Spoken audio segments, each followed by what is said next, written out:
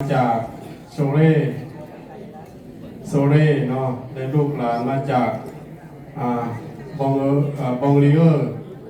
ปารีสทับนำโดยเมคำปันปอนวงกิ่งแก้วขอเชิญทานพุทธบริษัททั้งหลายจงได้มาอนุโมทนาสาธุการร่วมบุญนำเจ้าบุญศรัทธาในครั้งนี้ทุกท่านทุกคนเนาะการอท่าภูเวียงไซเนาะสมเด็จเวียงไซ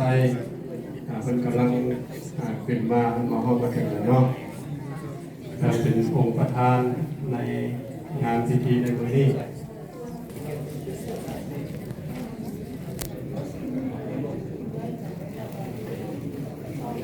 ศรัทธาทั้งหมดในมือนี้มีสาวครอบครัว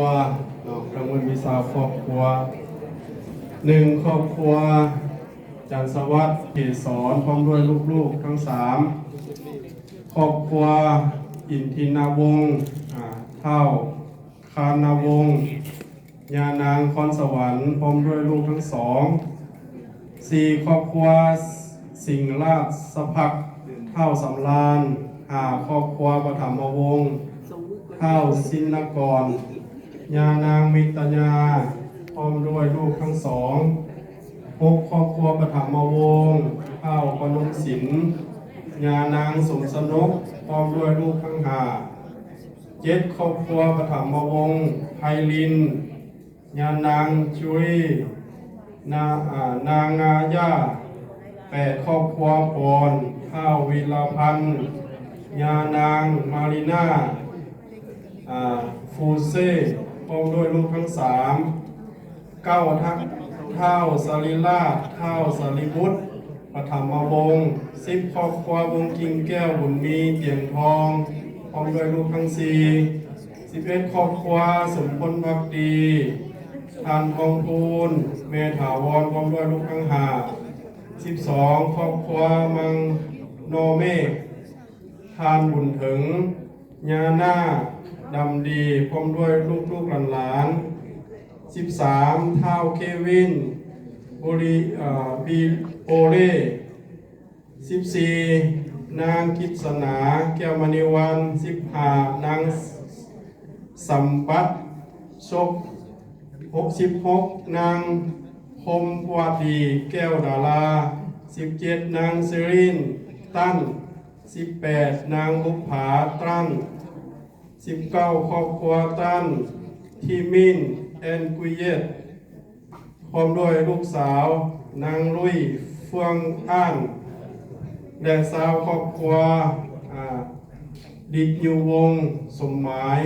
คงประเสริฐนะกาปูไปตัวแทนเป็นแม่ปินแก้วตัวแทนโมปัดไตอันนี้เป็นเจ้าศรัทธาทั้งมือนี่ยังไม่อีกว่ะโอ้ยังมีอีกเนาะพอที่เป็นสาว2เนาะสาว2ครอบครัวครอบครัวทวีมาลีสมสวัยแจ่มใสครอบครัวอูดามนครอบครัวบุญเกตแล้วก็ครอบครัวสมสวัยแจ่มใสวิทมาลีอันนี้เป็นสองครอบครัววันนี้นะ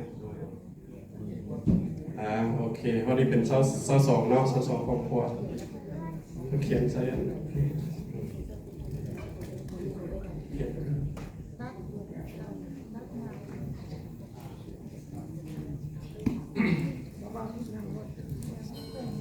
ในเวลานี้กติวาสมมาภควร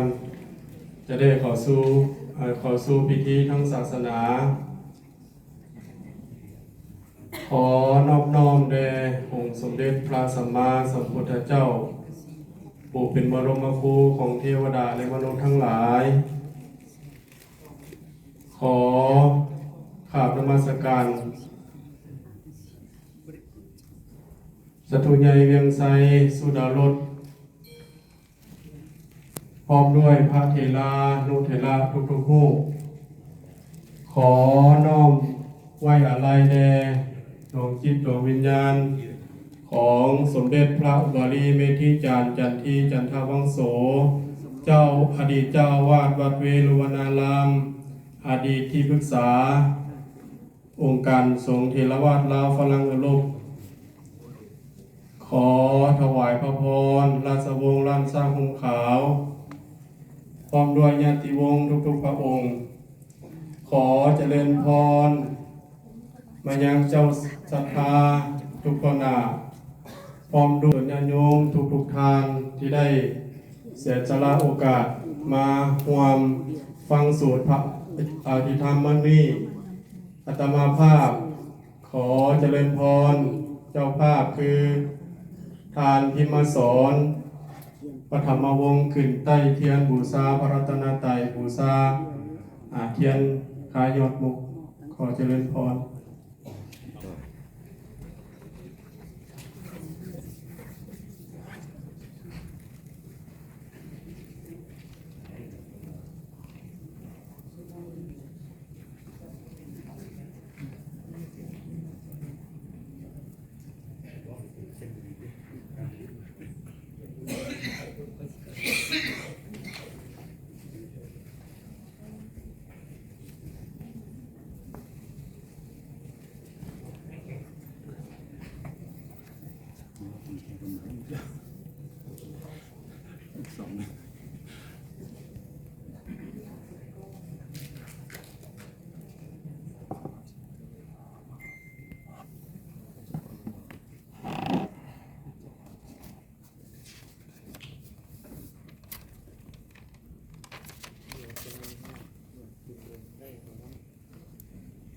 วันจังของข่าวรับรองทุกๆราชวงศ์เยียนท่านพ่อแม่พี่น้องที่หักแพงและพุทธบริษัททั้งหลายทางไกลและไกลมื้อนี้เราก็ได้มาบำเพ็ญกุศลเป็นมื้อที่11แล้วอุทิศถวายไปให้แก่องค์สมเด็จพระอุบาลีเมธีจารย์สาธุใหญ่จันทีจันทวังโสที่เพิ่นได้มรณภาพละสังขารและลงรับดับขั้นไปสู่ปรโลกเบื้องหน้านั้นแล้วฉะนั้นก็ให้ลงปฏิสนธิจิตวิญญาณของเพิ่นจงได้รับรู้และรับทราบมาร่วมอนุโมทนาสาธุการฟังเข้าสุดฟังอภิธรรมตอมฟุ้งค่าทั้งหลายนักกาลาบันนี้ด้วยเถิดพร้อมใจไว้พระหับสิ้นพร้อมกันเด้อนาสักการะนะตังพุทธังอภิปูสยามะอิมินาสักการะนะตังธัมมังอภิปูสยามะอิมินาสักการะนะตังสังฆมาสัมพุทโธภะคะวาพุทธังภะคะวันตังอภิวาเทมิสวากขาโตภะคะวะตาธัมโมธัมมังนามัสสามิสุปฏิปันโน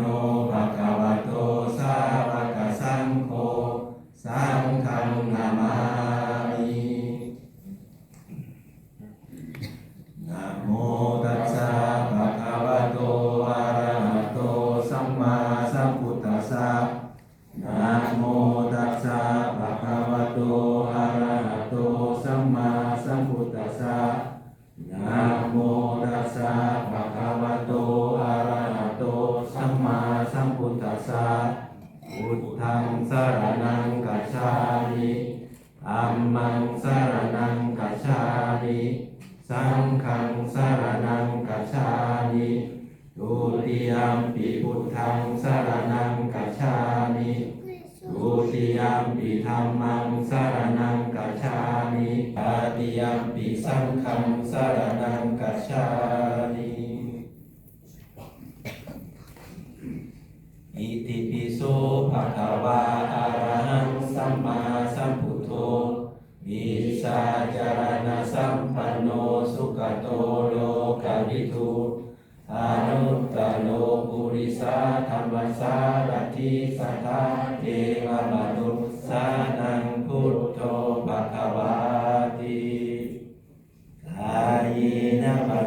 ยวเจตัสสันตุอาจายันตังกาลังกาลิสังวาริตุงวะธัมเมปุกาสวันทานิพันเตเจติยังสาพังสัพพทาธาเนสุปฏิกิตังสาวิริกธาตุมหาโพธิพุทธารูปังสักการังสัทธาวจัสสะมนัสสะเจววันทาเนเตตถาคเตสยานิอาสานิกานิขณานิจัตติสัพพทาอุกาสวันทานิพันเตสาพังอปาราทังขัมะทะเมพันเตมยามินะโมตัสสะภะคะวะโตอะระหะโตสัมมาสัมพุทธัสสะนะโมตัสสะภะคะวะโตอะระหะโตสัมมาสัมพุทธัสสะนะโมตัสสะภะคะวะโตอะระหะโตสัมมาสัมพุทธัสสะนะโมตัสสะภะคะวะโตอะระหะโตสัมมาสัมพุทธัสสะนะธังสรณังกัจฉามิ ธัมมังสรณังกัจฉามิ ธัมมังสรณังกัจฉามิ สังฆังสรณังกัจฉามิ สังฆังสรณังกัจฉามิ ทุติยัมปิพุทธังสรณังกัจฉามิ ทุติยัมปิพุทธังสรณังกัจฉามิ ทุติยัมปิธัมมังสรณังกัจฉามิ ทุติยัมปิธัมมังสรณังกัจฉามิ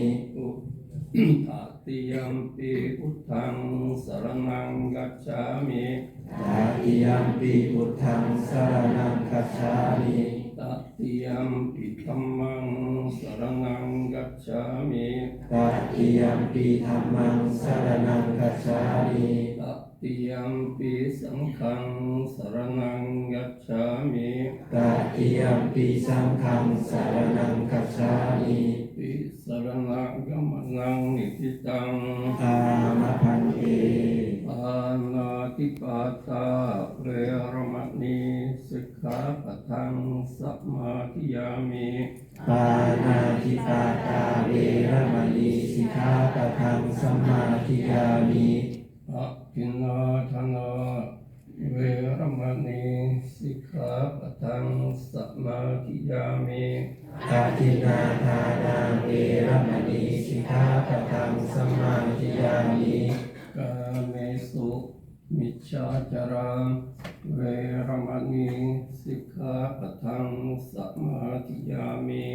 กาเมสุมิชาจาราเวรมณีสิกขาปะทังสมมาธิยามิ มุสาวาทาเวรมณีสิกขาปะทังสัมมาทิยามิ มุสาวาทาเวรมณีสิกขาปะทังสมมาธิยามิ สุราเมรยมัจจาสัมมาทัฏฐานาเวรมณีสิกขาปะทังสัมมาทิยามิ สุราเมรยมัชฌปมาทฐานาเวรมณีสิกขาปะทังสมมาธิยามิ มานิปัญจสิกขาปทานิสีเลนะสุขติงยันติสีเลนะโภคสัมปทาสีเลนะนิพุติงยันติตัสสมาสีลังวิโสทะเย สาธุพันติภะคะวะโตอะระหะโตสัมมาสัมพุทธัสสะนะโมตัสสะภะคะวะโตอะระหะโตสัมมาสัมพุทธัสสะนะโมตัสสะภะคะวะโตอะระหะโตสัมมาสัมพุทธัสสะสุทินังวัตตเมธานังทานังเมปาริสุทธังทาสาวะพายาวะหังนิพพานะสังฆตังโหตุอนาคเตกาเลอ อาหังพันเตโอสันปะริสุทธังพุทธกัสสังขังบินยิปตังกะโรโหตุวัตถุทาน ซึ่งมีข้าวขาว มีข้าวต้มข้าวนมและผลไม้ปัจจัยทยทานของพวกขน้อยทั้งหลายนี้ มีไล่บ่น้อยบ่คาดค่อยเมามัวยกใส่หัวในกลุ่มพลกลุ่มพันทั้งสี่ ได้คุมพลคุมพันทั้งสี่ ทุกที่พ่อบินพรม ทุกที่พ่อมีพม พ่อให้มาสม ขอให้มาสม ห้องฐานฟุ้งค่า หาคุณค่า พ่อให้เทิงสันฟ้า ขอให้ถึงสันฟ้า และนิรพาน และนิรพาน พ่อให้บินทบาทฐานนี้ ขอให้การปฏิบัตินี้ จงเป็นเครื่องบูชา เป็นเครื่องบูชา แด่คุณพระรัตนตรัย แด่คุณพระรัตนตรัย และน้อมนำบุญกุศล และน้อมนำบุญกุศล ไปให้แก่ดวงวิญญาณ ให้แก่ดวงวิญญาณ ของผู้มีพระคุณทั้งหลาย ของผู้มีพระคุณทั้งหลาย ให้มีบิดามารดาเป็นต้น มีบิดามารดาเป็นต้น ครูอุปัชฌายา ผู้กัสสายา ญาติกาวงศา ญาติที่เป็นเพื่อนรู้ เกิดแก่เจ็บตาย แก่เจ็บตาย อยู่ในวัฏฏะสงสารนี้ ในวัฏสงสารนี้ นัดแด่ของข้าเถิดสาธุนะโมตัสสะภะคะวะโตอะระหะโตสัมมาสัมพุทธัสสะนะโมกาสะรัตนังกะโรมา โมตัส ภะวะโตอะระหะโตสัมมาสัมพุทธัสสะนะโมตัสสะภะคะวะโตอะระหะโตสัมมาสัมพุทธัสสะ กุศลธร ธั ร ม ม มากุศลธัมมาปยากตาธัมมาสุขายเวทนายสัมปยุตตาธัมมาทุกขายเวทนายสัมปยุตตาธัมมิปะกานามิปะกาธัมมามาอุปาทิทุปาทานิยธัมมาอนุปาทินุปาทานิยธัมมาอนุปาทินานุปาทานิยธัมมาสังกิเลสธัมมาอวิตากวิจาระธัมมาปิกิสหกตาธัมมาสุขาสหกตาธัมมาอุเบกขาสหกตาธัมมาทัสสะเนนะปะหาตาธัมมาภาวนายปะหาตาธัมมาเทวดาสเนนะภาวนายปะหาตาธัมมาทัสสะเนนะปะหาตาปะเหตุกาธัมมาภาวนายปะหาตาปะเหตุกาธัมมาเทวดาสเนนะภาวนายปะหาตาปะเหตุกาธัมมาอาจยคามิโนธัมมาอัปจยคามิโนธัมมาเนวจยคามิโนนาปัจจยคามิโนธัมมาเสขะธัมมาเสขะธัมมาเนวเสขะนาเส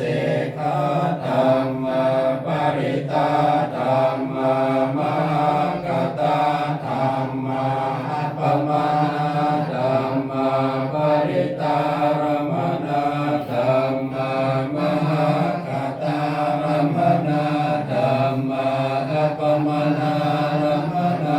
ธัมมาหินาธัมมามัชฌิมาธัมมาปณิตาธัมมามิสตยตาธัมมาอ นิยตาธัมมามัคคารมนาธัมมามัคคาเหตุกาธัมมามัคคาธิปติโน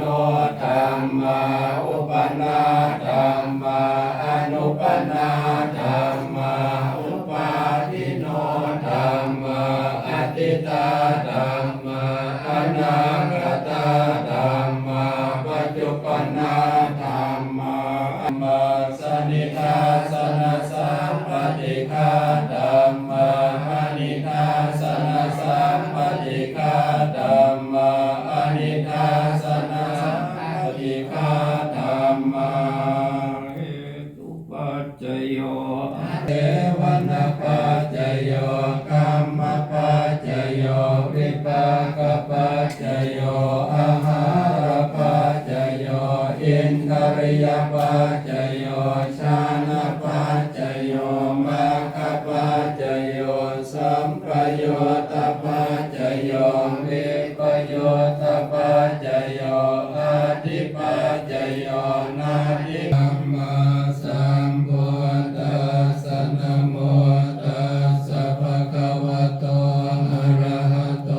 สัมมาสัมพุทธัสสะอิติปิโสภะ ภะ คะ คะ วะ วะอะระหังสัมมาสัมพุทโธเวชาจรณะสัมปันโนสุขโตโลกวิโตอนุตตรปุริสธรรมสารติสัทธาเทวมนุสสานังพุทโธภะคะวะติสวากขาโตภะคะวะตาธัมโมสังเฆนิโกอาการิโกเอหิปัสสิโกโอปัญญิโกปัจจตังเวทิตาโพวินโยเยเตสุปฏิปันโนภะคะวะโตสาวกสังโฆโอชุปฏิปันโนภะคะวะโตสาวกสังโฆยายาปฏิปันโนภะคะวะโตสาวกสังโฆสามีจิปฏิปันโนภะคะวะโตสาวกสังโฆยะติทังจตา